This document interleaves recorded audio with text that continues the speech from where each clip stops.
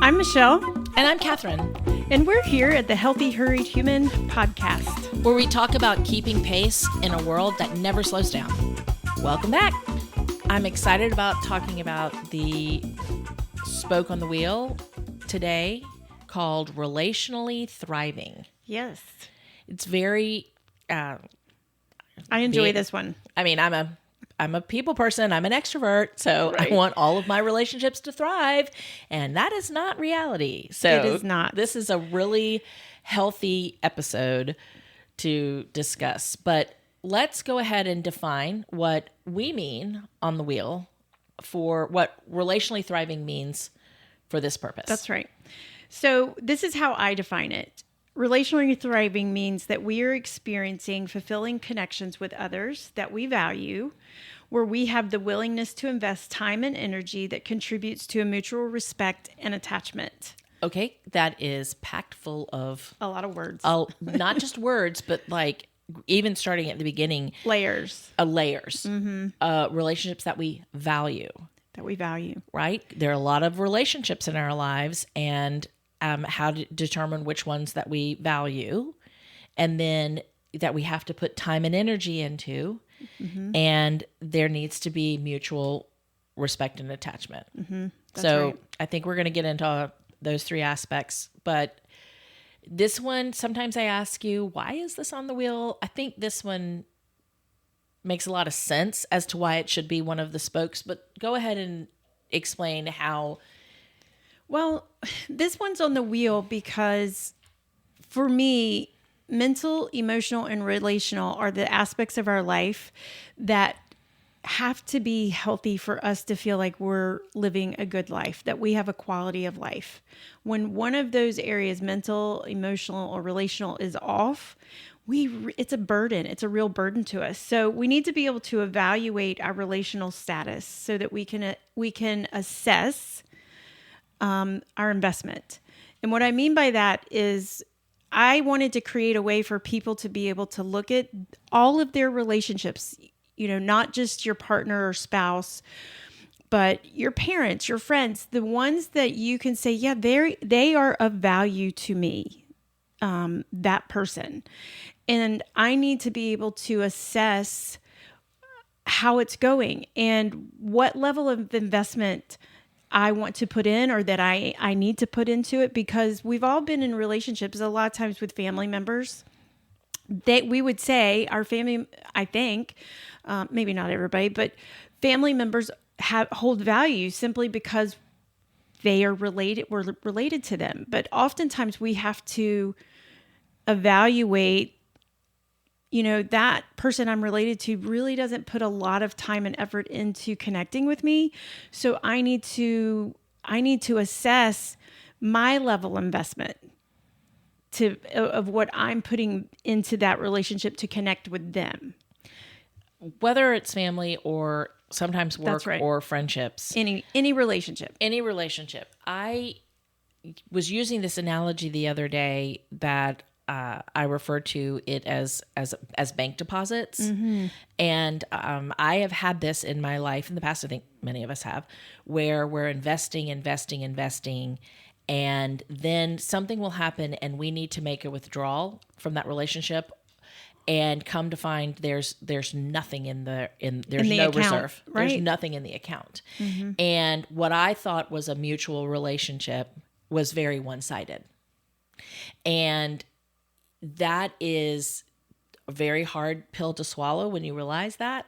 And over time begin to identify the markers of what made that relationship not mutual, a mutual balance, mm-hmm. and made me reevaluate time and effort.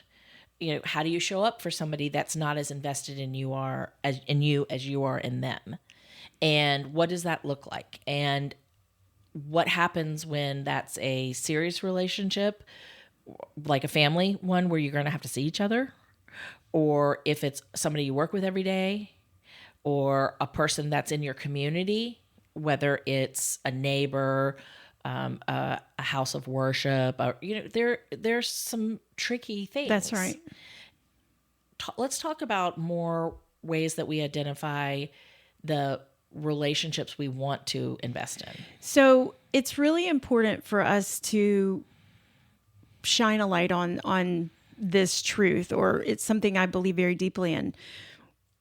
We all deserve to be in mutually valued relationships. Every human being, even if you're an introvert, an extreme introvert, you were in relationships. Everybody is in relationships, and they don't all have to be thriving, and that's good and fine, and they shouldn't be, because we don't have the capacity for it. But we all deserve to be in relationships where we know we are valued. It's one of our greatest human needs. I know I am valued by another person, by a few other people. That is a human need that we have to have. And so we have to be able to kind of assess, where's the health of this relationship? And so the aspects of that, which is what you're asking, relationally thriving, the way I define it, looks like free expression. Emotionally, our thoughts. That doesn't mean that we just get to walk around unfiltered, but that I know I get to be who I am with my own thoughts and feelings, and I'm not going to get attacked. I'm not going to get ostracized. I'm not going to get bullied. There's an element of free expression that should be a key player in a relationship that we value and where we know we are getting it back. Can I add one thing? And this has become a conversation I've been having over and over again recently. The mutual gaze. And the aspect of when you're in a relationship, you say something to someone and you see they reflect back to you their feelings or thoughts on how you spoke, what you were saying. And sometimes we may say things that are not appropriate or off the wall, or, should be corrected. And when you are in a thriving relationship, there is that space to be reflected back and to see the response. Not to date ourselves, but there's a TikTok trend right now that they're doing with small children, where you're given the dad and the mom and the 2 or 3 year old are given covered plates, and the child has 2 cookies on the plate, and one of the parents has 1 cookie and the other parent doesn't have any. And to see what the child wants to do. And to see if the child will share the cookie. It is hilarious and fascinating. But over and over again, when it is revealed that one of the plates is empty, the child will look up at the face of that parent to see how they're going to react. And it just keeps emphasizing the importance of mirroring back and forth to each other how we feel about things. Yeah. When I've been in a relationship that maybe I've overstepped, or I've said something that hurt a friend or that encouraged them, and we're able to talk about it and we're able to celebrate it if it's good, I'm able to apologize and learn from that experience. That mutual gaze has been beneficial for all the other relationships in my life are benefited by a strong, healthy, thriving relationship with the mutual gaze. And I feel like in our society, when so much is done through online, almost anonymous AI, Yeah. you do not see. You're not getting a mutual gaze. You're not getting that. You and I talk about this pretty frequently in different different situations and scenarios. And mutual gaze is the mirror that we should have in relationships. And for me, it became very apparent getting married. And that I realized as a single person that when I got married, I'm like, oh my gosh, I have this mirror around now. And that's a good thing.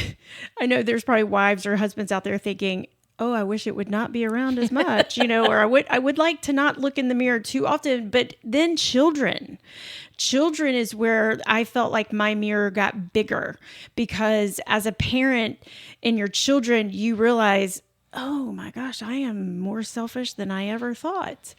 And, I think you hear so much as mothers were so giving and sacrificial, and that was the tape that would play in my mind is mothers are supposed to be so sacrificial, and I would think I am really selfish because I do not want to get up on Saturday morning really early.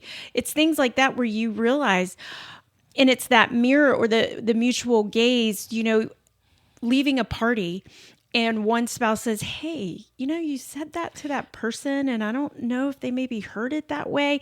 We may not like it. We may not like to get in the car and hear that from from our mutual gaze person, but we need it because it's the thing that makes us think, oh, did I come across that way? Or was that, I love that term mutual gaze. It's better than mirror. It keeps coming up in things I'm hearing lately, and it's such a vital part of our development. And that trend, it was so apparent to me. And when you're in, this is another point about relationally thriving relationships, you're with someone who wants you to be the best version of yourself. It isn't critical and chew you apart when you're not the best version of yourself, but they are rooting for you to be the best. And so they want the best. They want you to be your better self. They'll pull you aside and say to you, "Hey, that was not your best day. That wasn't your best." Reminds me of a great children's book where I could go down this rabbit hole, but where the adult offers compassion to the child that had been just rude and direct and just said, you know what, tomorrow's going to be a better day. Yes. And that don't dwell, move on, bring it forward. And that to me is another hallmark of a thriving relationship is you have hard conversations, but it's for the betterment of each other. Yes. So another attribute of a healthy relationship, regardless of who it's with, is that there's active listening. So offering support when we're listening. But I want to move on to a couple of the others, which is healthy fences. This is a big one for me because the word boundaries is so big, and if I told you how many books there are that have boundaries in the title, it's ridiculous. And as a society, we kind of we all know this, we latch on to words until it's ad nauseum. You're like, stop. My other one that kind of gets me is organic, because everything became organic. Engagement. Right? I do like that one though. So I don't love boundaries for a reason, because as a therapist, and it was therapy, I think it was my industry who created the whole word of you need boundaries. And look, I'm not saying people don't need boundaries, but to me, a boundary is a wall. It is a thick, I think of England or Scotland with their rock walls and their things they put around their castles. To me, that's a fortress. Yeah, it's a clear boundary. To me, is just this real clear, like you can't cross here. And so I love the term fences. And the reason I like that is because I don't feel like in our relationships that we value most, that we need these strong fortresses as often as I think we hear we do. Like you have toxic parents, put up that boundary. I just feel like we kind of go to this extreme as a society with these words and what it means in relationships. Now, I am not saying there is never a time for that. There obviously is. There can be abuse and things like that. For sure. I'm a big proponent of that. But in general, with our relationships, we need fences, and we need that even with really good, healthy, like, hey, this fence is here. And oftentimes fences you can see through. There's usually a gate for opening. We can pass, but we just say, hey, this is where my lines are, this is where I can go up to with you in this conversation, in this activity, whatever it is. But I feel like healthy fences are accepted and we know where they are. That is, and it's mutual that is going to be something that is evident in a thriving relationship that we value as a healthy fence. This kind of goes along with it, is navigating conflict. when we have relationships where we feel like I can't even, like we can't, conflict isn't allowed. To me, that's not a healthy relationship. If conflict isn't allowed, because conflict means they're going to cut me off, or we're not going to be speaking, or they're going to go weeks or months without talking because I disagreed with them, or if I tell them they did something that hurt my feelings, that's not a healthy. There should be lots of room for us to navigate conflict. And I'm a big believer that friction actually creates a stronger bond. A little bit of friction, not constant friction, but if we have to work through something, usually we feel a little closer because it creates this sense of security of, hey, I know we kind of worked through that. We're good. Wow, I had never thought of friction as creating a sense of security in that regard with relationships, but you're right. You've tackled a hard subject. You've been honest. You've been vulnerable, and We made it through. And sometimes you found you're more on the same page than you thought you were. Well, you build trust too, because that person, I've had couples sit and say, we never fight. This happened early in my career. A couple, we never fight. And I think they wanted to be like, hey, I have a plate of cookies. Yay for you. In my mind, I thought, oh, this is going to be good. Because if they're not ever fighting, and fighting can look a bunch of different ways, you're not really getting to things. There's no conflict. Yeah, there's no conflict. Mm-hmm. I'm not saying you need to be throwing stuff and yelling and screaming, but there should be some, we're not the same people. You don't marry your exact same person. So if you're not having some sort of conflict, I don't know if we're being really truly ourselves. That is going to lead into some other conversations probably, because I keep thinking about personalities and they're conflict avoidant, and or some people just are that way more extreme. And that can be detrimental to thriving relationships. Of course, absolutely. The other one that you have talked about, we briefly mentioned it, is where you want to spend your time and energy and being intentional with your time. And I have seen, I think that sometimes we get lazy we just start to assume the relationship is there and it's okay. And it's not fresh.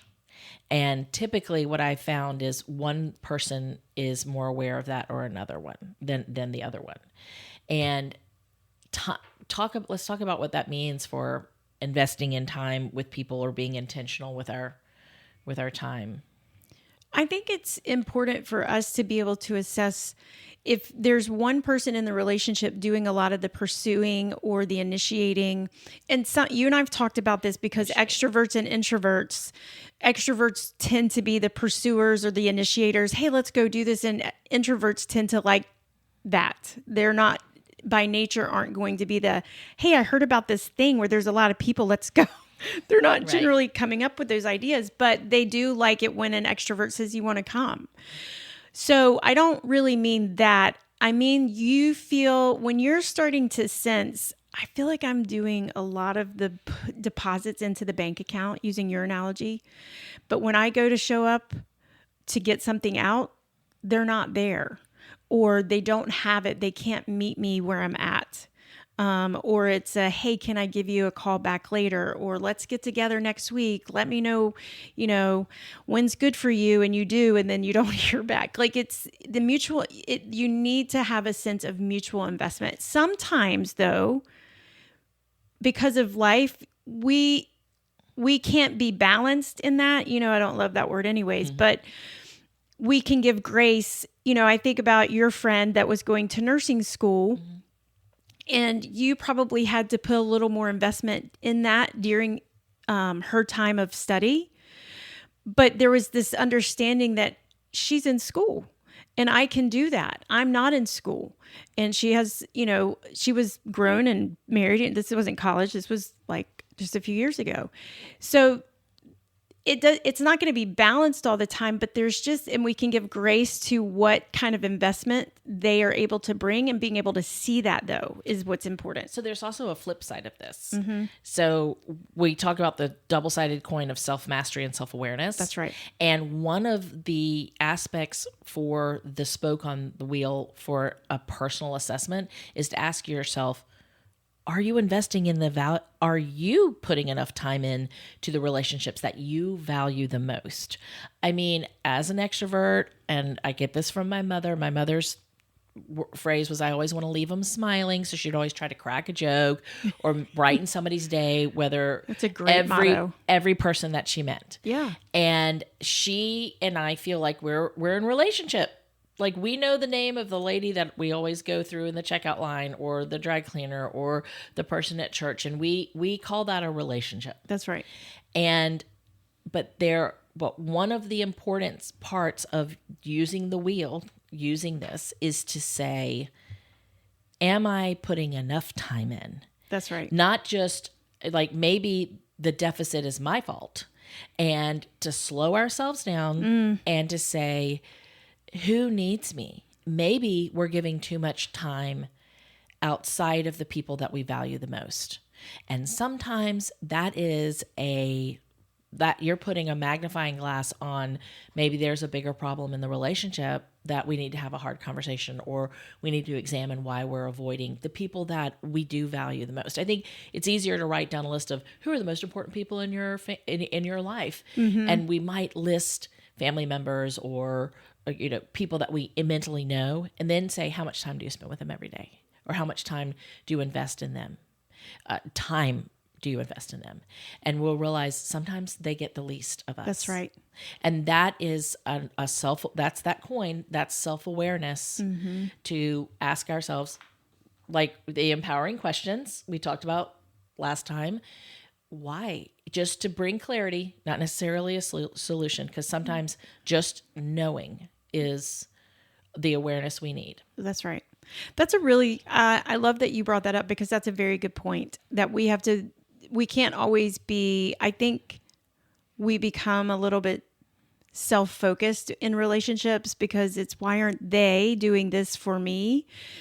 Instead of, it's important. That's a great point, Catherine, to say, sometimes we need to say, what am I doing for them? How am I showing up for them? And I say that I value them. That's really good. I think we want to go ahead and jump to, why is this important for work, right? What does it look like at work to be relationally thriving? So first of all, this is very important at work, because I think as a manager, as a leader, as an employer, we need to understand that people need the resources. It's not a work environment's job to fix your relationships. But I do believe we have a responsibility as employers to provide the resources to help people assess and take care of their relationships that they value outside of work. Because if it's not going well for them, the people they value most, they are bringing that to work. They're bringing that burden into work. And so it's really important. I want to frame this though also in work connections. Yeah, because you're there. You're there There is a time. social game at work, and if you're not great at playing it, sometimes you don't get promoted. That's right. Sometimes you need an ally. You need to know who your allies are. We're going to talk about that a little later, but this, I've been blindsided by relationships at work that I thought were mutual beneficially valued, and I felt I ended up being a pawn, or yeah, that's not good. No, or I ended up feeling, something would happen and maybe they didn't have my best interest. And this is something that we need to evaluate and decide which relationships are the ones I want to put time and investment into. And because work relationships are important. And they offer a lot of value, but we should approach them carefully, and we should approach them and find out the attributes should still be the same. but in a professional way. The same attributes of healthy fences and navigating conflict, the things we just talked about, free expression and active listening, intentionality, all of those aspects should be there and present in our relationships that we value at work. But we have to put the filter of being professional over the top of them.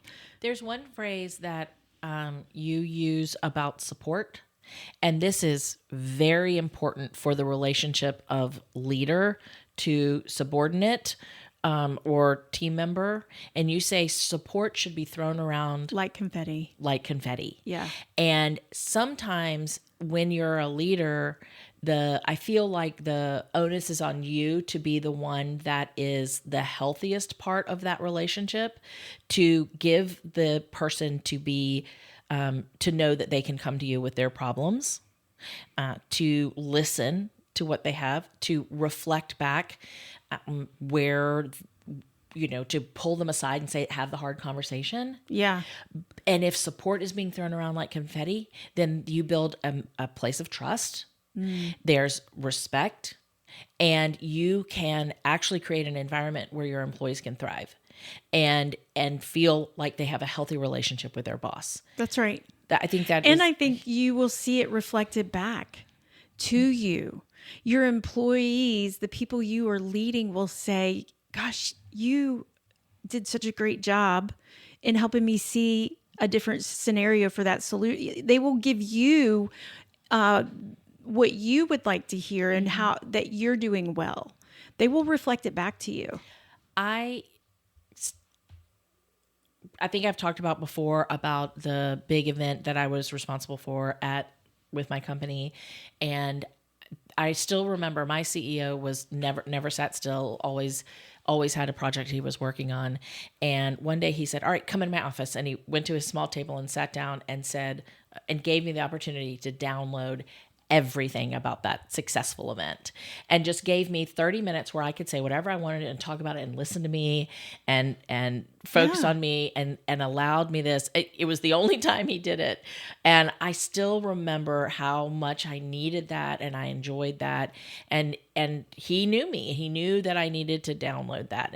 And he was notorious for wanting to jump into the next project and not celebrating the win. And that meant so much to me. That's important, yeah. To have that support, to celebrate that win, to have that focus time. And it builds trust, it builds community. And you know what? The next time I wanted to perform or produce a product that was highly successful. Oh, yeah. You get a lot more out of the employees. They want to work in a thriving environment. So if you want to hear more about this topic, because we could talk about it for a lot. You know me, I could come up with 14 more personal stories about this. But what is a book that you might suggest for anybody who wanted to do a deeper dive? So one of my favorite books, and he's one of my favorite authors, is Bob Goff. And I picked Love Does for this episode because I think it dives into how to build good, incredible relationships. And what does he say? Discover secretly incredible life in an ordinary world. But he talks about how do we do relationships well. So that's the one I brought for today. And, for our listeners, if you are still interested in looking at the wheel or getting your copy of it, here it is. Go to foxygenconsulting.com and reach out to us, and we'll get you a copy of the wheel for yourself so you can follow along. Thanks for joining us today. Have a great day. The Healthy Hurried Human podcast is presented by Foxygen Consulting. At Foxygen, we provide business and performance psychology and consulting. We believe healthier people make a healthier workplace. Foxygen Consulting, breathing new life into your organization.